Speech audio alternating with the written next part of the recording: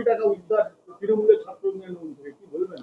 আগেও বলেছি, ছাত্র ইউনিয়ন মানে মমতা ব্যানার্জি টাকা তোলা মেশিন ছিল, এটিএম ছিল, রেপিস্টদের একটা সমূহ ছিল।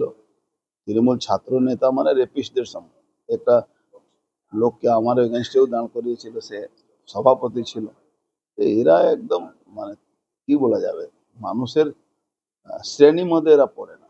এরা সব সরকারের ক্ষমতার ভোগ করেছে।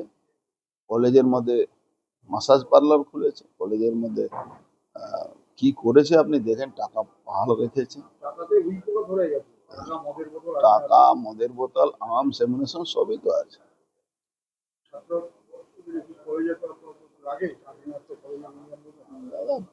বাংলাকে মমতা ব্যানার্জি, বাংলার মানুষ মমতা ব্যানার্জিকে ক্ষমা করা উচিত না।